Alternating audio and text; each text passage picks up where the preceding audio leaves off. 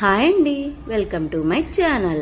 గుల్లగా ఉండే చక్రాలు ఎలా తయారు చేయాలో చూపించేస్తారండి. కేజీ బియ్యం తీసుకుంటే హాఫ్ కప్పు మినపగుళ్ళు అయితే తీసుకొని కడిగి ఆరబెట్టేసుకోవాలండి. ఆరబెట్టేసుకుని దగ్గరలో ఉన్న మిల్లు దగ్గరికి అయితే పంపించి మేమైతే ఆ బియ్యాన్ని అయితే ఆడిచ్చేసాము. ఆ పిండిని అయితే జల్లెడ సాయంతో అయితే మేమైతే మొత్తం పిండి అంతా జల్లిచ్చేసామండి. జల్లిచ్చేస్తే ఏమవుతుందంటే చిన్న చిన్న రాళ్ళున్నా ఏమైనా నలకలు ఉన్నా కానీ చక్కగా అవి తొలగిపోతాయండి. చూడండి పిండి ఎంత మంచిగా ఉందో.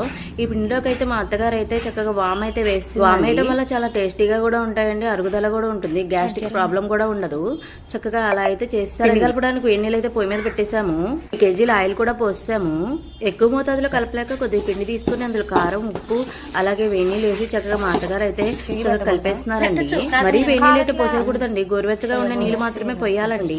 మా అత్తగారు అయితే కొద్దిగా నీళ్లు పోసుకొని అయితే మొత్తం పిండంతా అయితే కలిపేశారండి. పిండంతా కలిపేశాక చక్కగా ఒక పక్కన ఒక 5 నిమిషాలు అయితే నానబెట్టామండి. నానబెట్టి ఇంక ఇంతలోకి ఆయిల్ అయితే వేడెక్కేసిందండి. ఆయిల్లో అయితే నేనైతే చక్రాల గిద్దెతో అలా జంతికలు అయితే వేసేసానండి.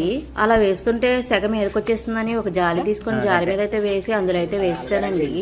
చక్రాలు అయితే చాలా క్రిస్పీగా టేస్టీగా గుల్లగా అయితే ఉన్నాయండి. మేమైతే సాయంత్రం 3 గంటలకు మొదలు పెడితే 6:30 అయిందండి సాయంత్రం. నేను మా అత్తగారు అయితే అలా కూర్చొని అలా వేస్తానే ఉన్నాము.